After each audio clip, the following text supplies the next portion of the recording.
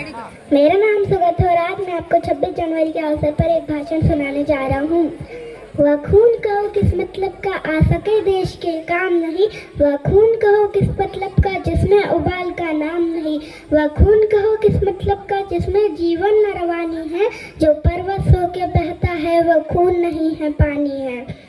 26 जनवरी एक तारीख नहीं, हमारे भारत की रीढ़ है। इसी दिन इस देश के सारे नागरिकों ने कहा कि मैं अब राजा का गुलाम नहीं, मैं अब संविधान का नागरिक हूँ, मैं अब कमज़ोर नहीं, मैं अब बराबर का हकदार हूँ। हमारे संविधान को बनने में 2 वर्ष 11 माह 18 दिन का समय लगा।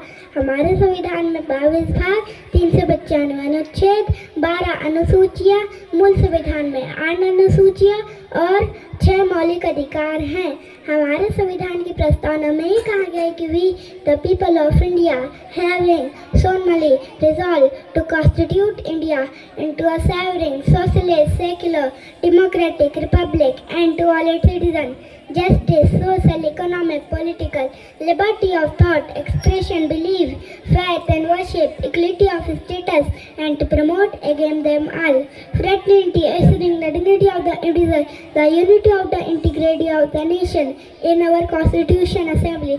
Just 26th day of November 1949 hereby adopt, enact and give to ourselves this Constitution. अर्थात हम भारत के लोग भारत को एक संपूर्ण प्रजातंत्र व संपन्न समाजवादी पंडित देश लोकतंत्रात्मक गणराज्य बनाने के लिए तथा उसके समस्त नागरिकों को सामाजिक, आर्थिक, राजनीतिक न्याय, विचार, अभिव्यक्ति, विश्वास, धर्म और उपासना की स्वतंत्रता, प्रतिष्ठा और अवसर की समता प्राप्त कराने वाली बंधुता बढ़ाने के लिए दृढ़ संकल्पित होकर आज संविधान सभा में 1949 को ईस्वी को एकता द्वारा संविधान को अंगीकृत, अधिनियमित और आत्मार्पित करते हैं। कहा जाता है कि हम दुनिया के सबसे बड़े लोकतंत्र में रहते हैं, जहाँ हिंदू पैदा होते हैं, मुस्लिम, सिख और ईसाई भी पैदा होते हैं, पर बदकिस्मती है इंसान पैदा नहीं होते। और मेरे विचारों में ना हिंदू की जरूरत है ना मुसलमान की जरूरत है। राष्ट्र निर्माण के लिए केवल एक अच्छे इंसान की जरूरत है, केवल एक अच्छे इंसान की जरूरत है। जरा सोच कर देखिए, ये पेड़ पौधे और शाखाएं भी परेशान हो जाए अगर परिंदे भी हिंदू और मुसलमान हो जाए। और एक शैक्षिक बीमारी भी हमारे समाज में मुझे नजर आती है कि जिस देश ने पूरी दुनिया को तक्षशिला और नालंदा देकर के विश्वविद्यालय की बुनियाद रखी, आज उन हमारे 100 सर्वश्रेष्ठ विश्वविद्यालयों में से हमारा एक भी विश्वविद्यालय खड़ा नहीं हो पाता।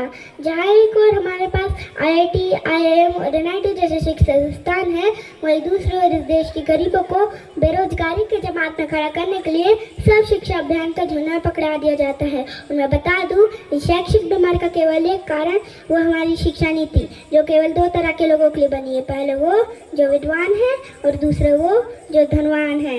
इसी तरह की कई गजब की बीमारियां हैं और उन बीमारियों की जो जड़ है वो हमारा अंधविश्वास और हमारे देश का शिक्षित वर्गीय बिल्ली के रास्ता काटने पे खड़े हो जाना, अपनी जाति अपने धर्म को ऊंचा मान के दूसरों के धर्म की अवहेलना करते रहेंगे, तब तक हमारा राष्ट्र निर्माण संभव नहीं होगा। और हमारा राष्ट्र निर्माण तब संभव होगा जब इस देश की महिलाओं की पूजन ही इज्जत की जाएगी। हमारा राष्ट्र निर्माण तब संभव होगा जब एक गरीब बालक मध्याह्न भोजन के लिए नहीं बल्कि ज्ञान अर्जन के लिए सरकारी स्कूल की चौखट पर कदम रखेगा। और हमारा राष्ट्र निर्माण तब संभव होगा जब स्वच्छता अभियान में केवल सरकार नहीं, सड़क पर चलने वाला हर एक नागरिक हाथ बटाएगा, स्वच्छ भारत स्वच्छ अभियान को दिल से अपनाएगा। और हमारा राष्ट्र निर्माण तब तक संभव नहीं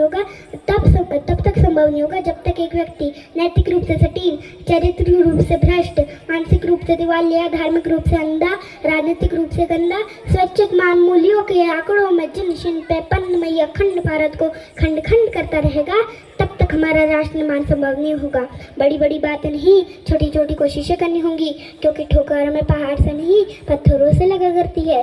आई being an Indian, I being a student, I being a symbol of the dismateriality, proud to be an Indian। और मैं सैल्यूट करना चाहूँगा इस देश की पुलिस, प्रशासन और किसान को और इस देश के हर एक व्यक्ति को जो अपना काम पूरी ईमानदारी, पूरी मेहनत और पूरी लगन से करते हैं, जिनकी बिना राष्ट्र निर्माण की कल्पना करना भी असंभव सा लगता है। और आज मैं भारत का बेटा इस मंच पे पूरी ईमानदारी के साथ कहूँगा कि मेरा देश महान था, महान है, महान रहेगा। होगा हौसला सबके दिलों में बुलंद तो एक दिन पाकिस्तान भी जहन कहेगा। पाकिस्तानी क्यों, सारा जहान जहन कहेगा, क्योंकि सारे जहां से अच्छा हिंदुस्तान हमारा, हम बुलबुलें हैं इसके, ये गुलिस्तान हमारा, ये गुलिस्तान हमारा। जय हिंद, वंदे मातरम।